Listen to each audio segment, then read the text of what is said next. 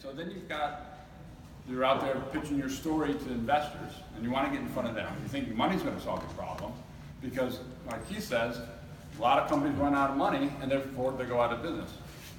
I think one of the issues is more companies go out of business because they don't have the right business model, they don't have the right strategy, then they don't have the money.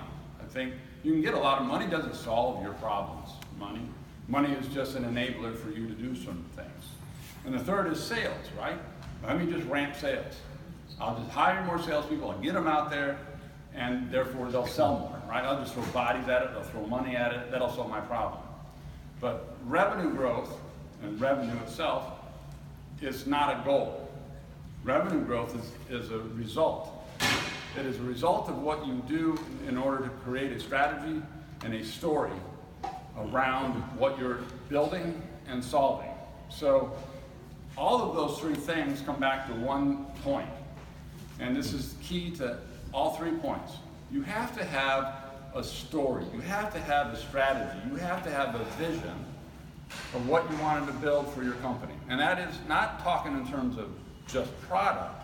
It is talking in terms of what I want this company to be. How are we going to disrupt the market? I'm building something that is spectacular. Everybody falls in love with the product. What you are doing is different than everybody else. So how do you create a story that can differentiate yourself in the market, that will be heard, that will be different than your competitors telling the same story? I work with companies every day in the startup space, just like I imagine most of you are. Everybody is coming in with a product-first solution. So I have an idea, I've built it, or I'm building it, and I'm sure as soon as I get money, I can finish the building and then the market will love it. And investors hear these stories every day, so how are you different? So you got to create a story around that. And that story starts with the problem. And that story that you're creating and the vision that you are articulating will also enable you to find the right talent. Because the people that you are going to be hiring and joining your team have to buy into that vision. And when you're small, it's fairly easy. You'll be able to communicate really well. You're going to talk. And it's thrilling. I got to tell you, you're probably already there, but when you first start off, it's exhilarating. It's really exciting. And then you get an oh shit moment. Like, oh, Christ, we got clients. Now we got customers. We have to actually deliver. So then that problem of delivering and executing gets solved, for the most part, when you raise money. Then when you raise money, you've got investors. And those investors are expecting a return. So now you've got to sell a lot. And you invest in that sales process. But the returns aren't there because you got to hire the people, you got to train the people, they got to get up to speed on it, they got to get out in the market, you got to get your brand out there, you got to tell your story. And all of a sudden, the investors are going, where we gave you the money, where's the growth? Where's the growth? And that story that you have when you start has to carry you through that. There's skills you have to develop as CEOs and as executive teams to grow past that next growth wall, because you're going to hit growth walls. So growth walls are inevitable for every startup. Companies are a lot like kids. You know, you're going to hit the terrible twos, you're going to hit the teen years. You, as startups, are going to hit the same growth walls.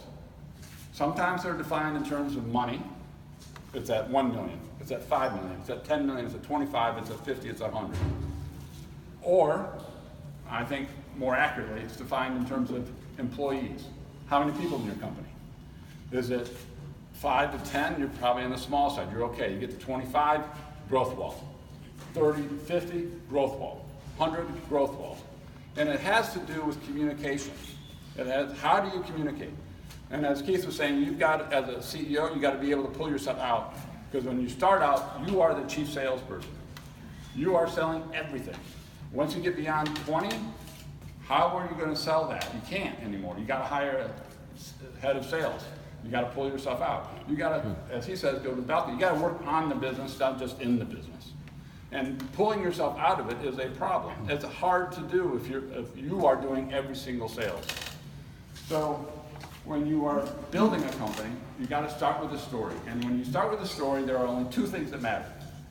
Only two. Because you can be overwhelmed with all the stuff everybody's telling you to do. And most of it is the how. You get stuck in the how. But you can figure out the how. But there are only two things you have to worry about. One is where you're going. So what's the vision? What are you trying to build? Where are you going to be in 10 years from now, 15 years? What are you doing to change the world? Why are you building this company? The second thing is, what's the very next step you have to do? The very next, whatever that might be.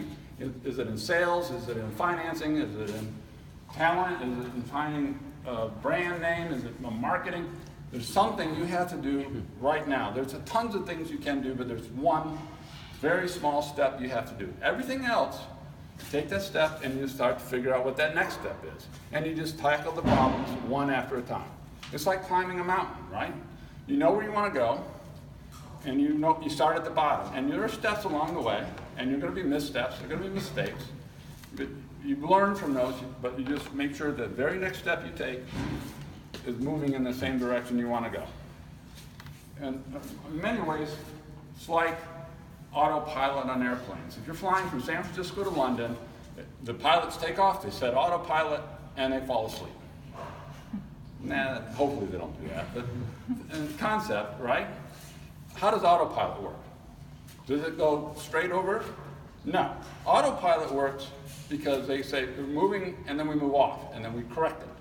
And we move off, and we correct it, and we move off, and we correct it. And they know where they're going. The very next step is how do we stay on that track?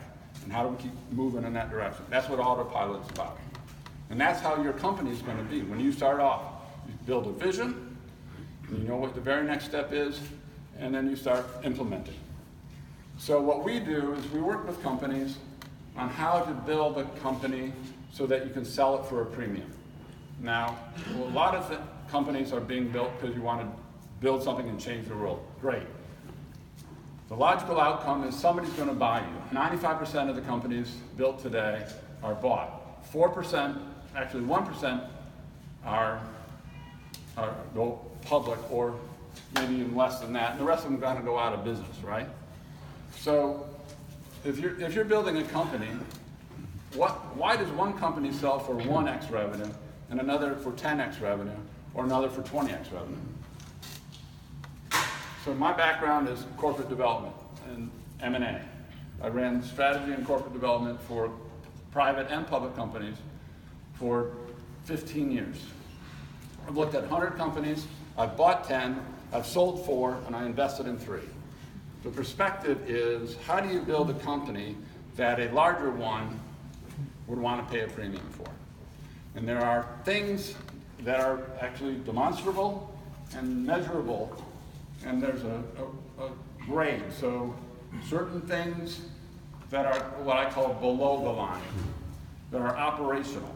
That's where you're going to spend most of your time, trying to solve your day-to-day problems. And to Keith's point, everything above the line is where you get bought for a premium. It's all this stuff about strategy and scale.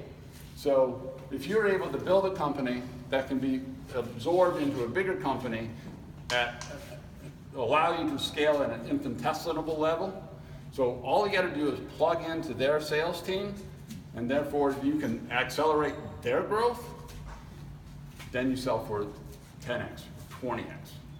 So that's what we do. We help companies that build into those that can sell for a premium.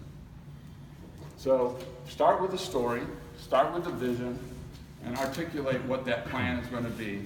So then that plan then will help you find the right talent, it will help you with your fundraising, and it'll help you with your sales. Thank you.